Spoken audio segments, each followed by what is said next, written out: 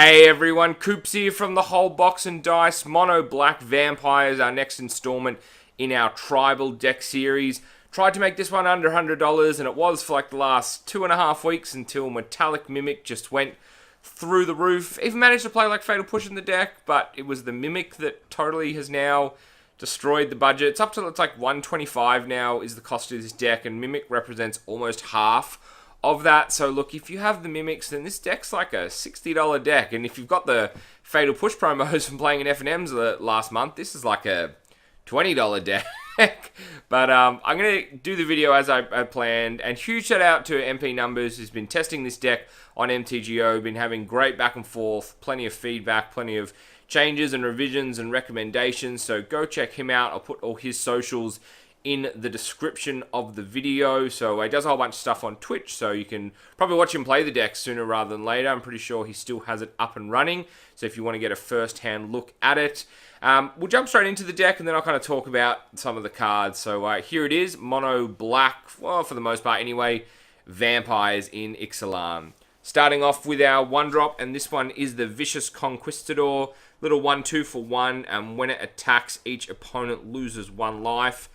2 copies of Blood Crazed Paladin. It's just the 1/1 for 2 with Flash, but he gets a +1/+1 counter on it for each creature that died this turn, so great on the back of a board wipe, which this deck loves to be the target of. Playset of Gifted Aetherborn, Death Touch Lifelink 2/3 is just nuts, and when you combine it with the playset of Metallic Mimic, our other 2-drop, the 2/1 that names vampires, Aetherborn comes in as a 3/4, which is just great.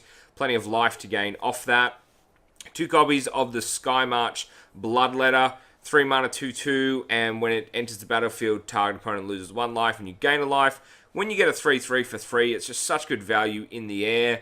3 copies of Yahenni the Undying Partisan, 3 mana 2/2 with haste, which is great. When a creature an opponent controls dies, put a +1/+1 counter on Yahenni, and you can sack another creature to give Yahenni indestructible, which is great when like a Sweltering Suns comes down and tries to wreck your board.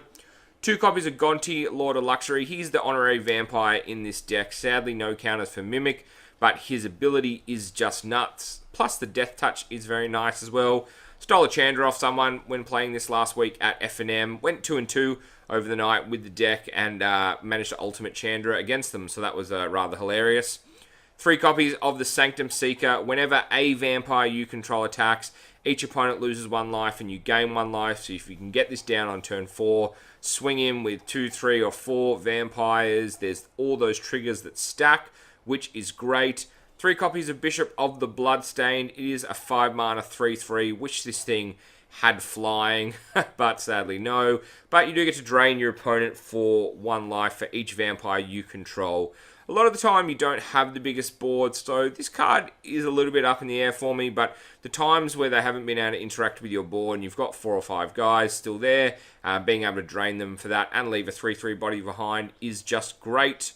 Moving into the removal and the extras, instants and sorceries before the lands. Got 2 copies of Duress. Just nice to see what you're coming up against from your opponent. 2 copies of Walk the Plank. The near unconditional removal is very nice. Plus the double black is obviously no problems. 4 copies of Claim to Fame. We absolutely abuse Claim in this deck. Pulling back Mimic, pulling back the Aetherborns. Fame's really good as well. If you can give something +2 and haste, you can sometimes get through for a crazy amount of damage with a Gifted Aetherborn. Sometimes you're healing 5 just off that with 1 Mimic.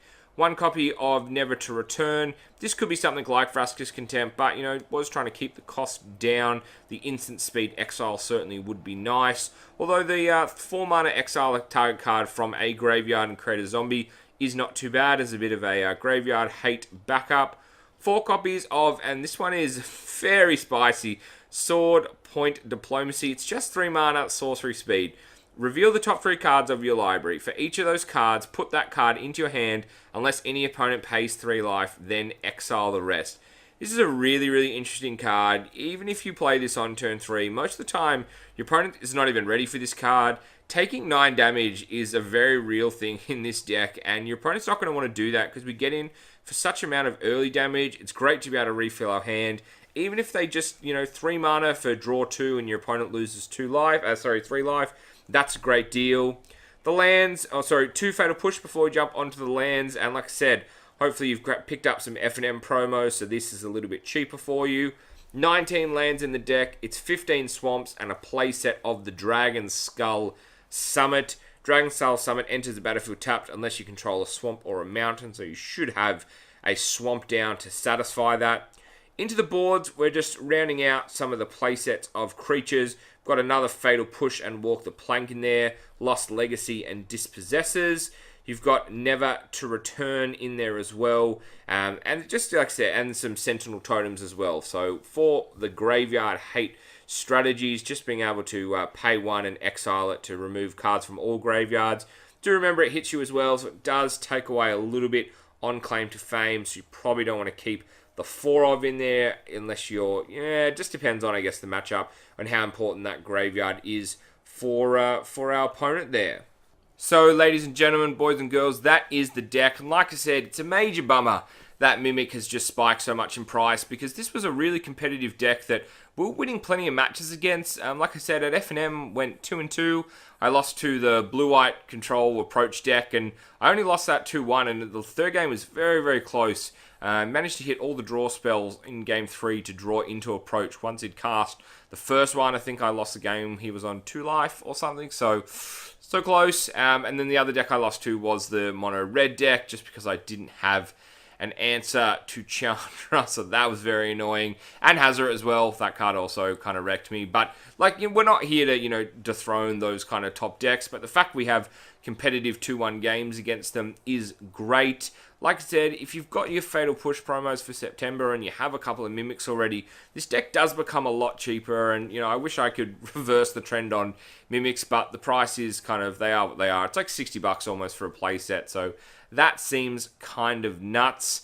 But, we get so much synergy from Mimic, and, this is why it's so hard to cut Mimic from the deck, and, your only real, ways to replace it are things like Vanquish's Banner, which costs 5, which really sucks. I don't like that at all. Yes, you get to draw a card, but that just kind of feels bad. And if you stick a Mimic turn 2, if turn 3 you play, even just if you play like a 1-drop, or even if you play an Aetherborn, like if you can get that kind of value, if you can make that 3-4, or if you make that 2-3 1-drop, like if that's your turn 3 play, you've got a lot of power on the board now. The Death Touch makes it very hard for our opponent to swing in.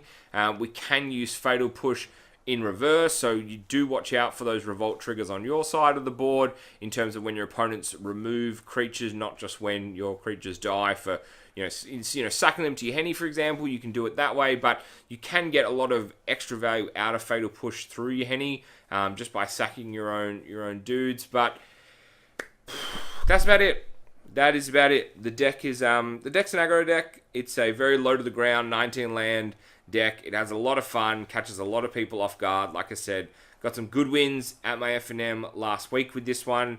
Took some pretty top decks to some interesting game 3s as well, which I was super pumped about. And that's, I think, about all you can ask from a deck like this. So this is Mono Black Vampires. Probably going to do Merfolk next, I think. Let me know in the comments, what did you think of this one? Have you had any success with the Vampire Tribe? I did look at doing Black-White for this video, but I really like just doing it Mono Black. And, cards like the Sword Point Diplomacy, just some little spicy Ixalan additions that I think really help out the deck, because card draw is very important, and whilst Vanquish's Banner would give you some extra card draw, it's just not worth it for the cost of 5. Most of the time, just because getting to 5 is hard enough for our own 5-drop, so we don't want to be chucking the deck up with 5s to cast. But thank you again for watching this one. Hit the thumbs up button if you enjoyed it. Subscribe if you're new. Like I said, Merfolk, I think, is what we'll do next. I think Merfolk will be our next deck there, and maybe might even do Sultai Merfolk, but I would like to make it cheap, so I don't know how hard that's going to be. But stick close to the channel. We'll see what's up next. Got another pack one, pick one on its way shortly. Looks like everyone was pretty consensus on the treasure map last time. Let me know what you think of the next one. Thank you again for watching. I've been Coops. This is the whole box and dice. Peace.